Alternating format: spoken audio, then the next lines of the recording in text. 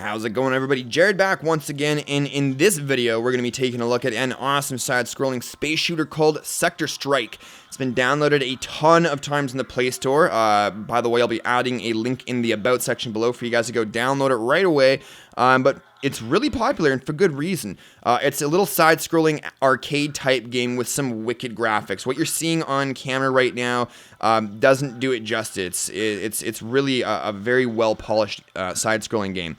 So as we go along, you'll notice these little orbs that these guys drop, and those orbs you're going to want to pick up as much as possible, because when you do pick up enough of them, your ship will start glowing, and what that allows you to do is take at least one hit, or the maximum one hit, from the enemy, or even crash into them. And those little blue floating canisters, those are actually weapons that you pick up as you go along, and you're going to want to pick up those as much as possible so that you can fill up that little weapons bar at the top there and start doing some real damage. Now, those weapons are actually upgradable, so as you play and you earn points, you start completing missions and whatnot, you'll be able to upgrade those weapons so that when you do acquire them in each mission, they'll be fully upgraded and super powerful to take out those enemies with. Now, what I like, and what some of you may not like, is the ability to actually have my finger on top of my spaceship while I'm controlling it. Now, if you wanted to, on the fly, press that pause button, top right hand corner. Now you have access to all of your options here, that being both the music, the sound, vibration, and yes,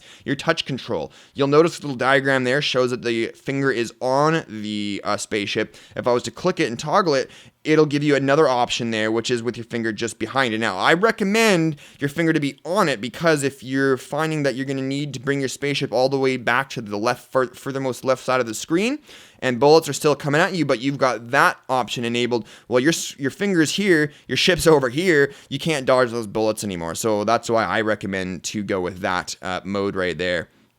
Go ahead and press play here, and we'll see how far I can get. Now, you'll notice that we've got like the dual phase cannons, we've got the rockets shooting out, there'll be another one soon here if I can get over there in enough time. Bam, and we've got my floating little orbital buddy here, which automatically shoots at the enemies for me, which makes things a lot easier, and he, yes, is upgradable as well. Now that I've died, I can finally show you guys what the upgrade system looks like.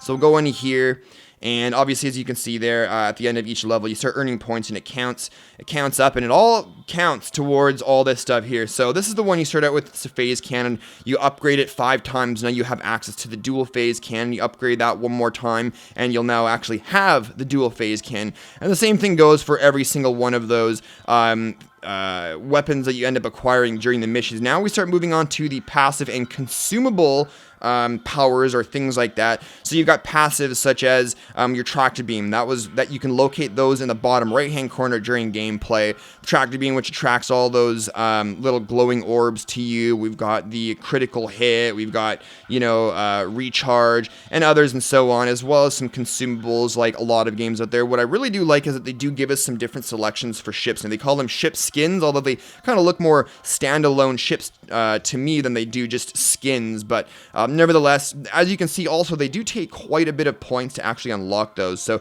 definitely try to do your absolute best in each mission, and eventually you'll unlock them. Now, you'll also notice that there's another type of in-game currency that you haven't seen yet, which are these little boxes. When you find those, when they get dropped from certain enemies, you're going to want to make sure you pick those up, because those are very important so that you can, in fact, purchase upgrades to different weapons, as well as the different ships that require 100 of those little boxes, as well as like 10,000 coins and so on. So anyways, everything is upgradable. You can go, the pick up and go playability aspect of this game is absolutely fantastic. The graphics are really, really well polished, and I think they did a fantastic job with the game overall, especially considering the fact that it is free. Now, if you did want to purchase additional points, they do start charging a little bit of money. Taking a quick look at that, you can get 1,000 coins for $2, all the way up to 10,000 coins for $10, or you can even get 100 of those little energy boxes for $15. A